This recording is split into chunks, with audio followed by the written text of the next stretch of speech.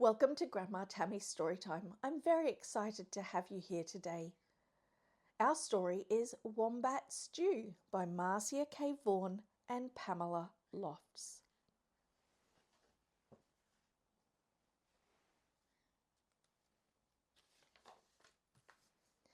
One day, on the banks of a billabong, a very clever dingo caught a wombat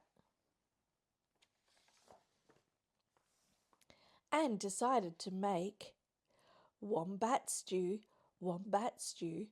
gooey, brewy, yummy, chewy wombat stew.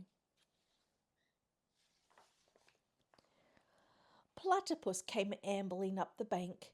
"Good day, Dingo," he said, snapping his bill. "What is all that water for?" "I'm brewing up a gooey, chewy stew with that fat wombat," replied Dingo with a toothy grin.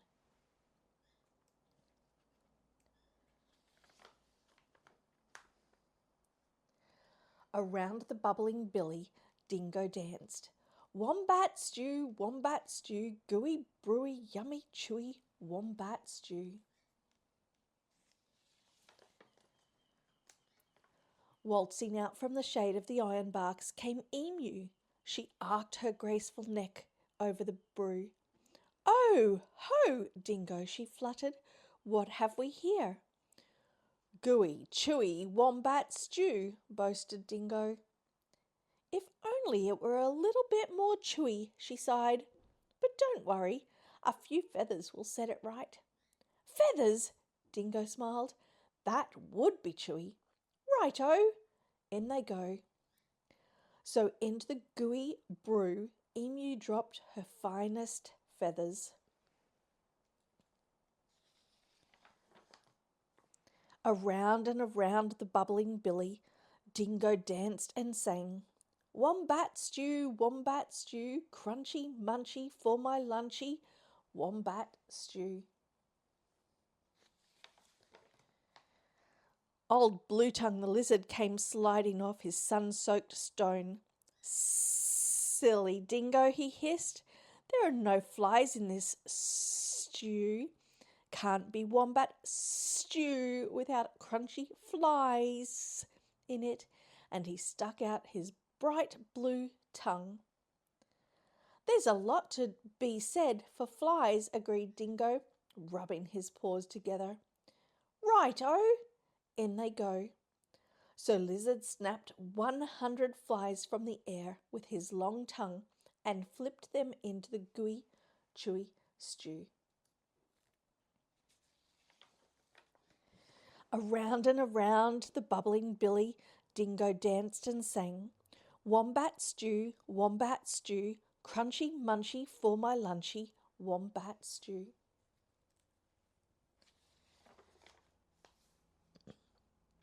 Up through the red dust popped Echidna. "Wait a bit, not so fast," he bristled, shaking the red dust from his quills.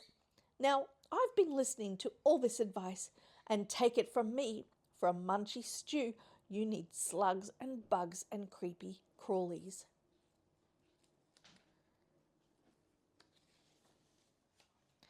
Dingo wagged his tail. "Why, I should have thought of that." "Right-o!" In they go. So Echidna dug up all sorts of creepy crawlies and dropped them into the gooey, chewy, crunchy stew. The very clever Dingo stirred and stirred, all the while singing, Wombat stew, hot and spicy, oh so nicey, wombat stew." Just then, sleepy-eyed Koala climbed down the scribbly gum tree. "Look here," he yawned. "Any bush cook knows you can't make a spicy stew without gumnuts."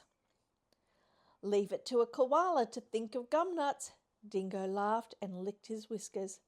"Right-o!" In they go. And into the gooey, chewy, crunchy, munchy stew, Koala shook lots and lots of gumnuts. "Aha!" cried Dingo. "Now my stew is missing only one thing." What's that? Asked the animals. That fat wombat. Wait! Stop! Hang on, Dingo. You can't put that wombat into the stew yet.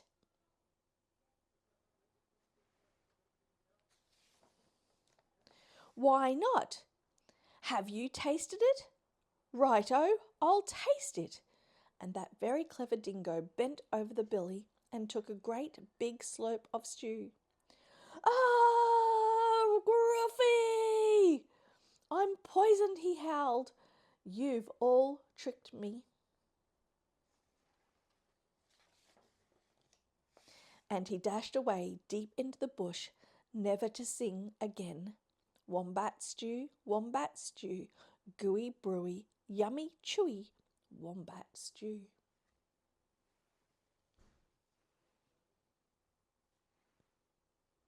Thanks for listening to Grandma Tammy's Storytime with Wombat Stew.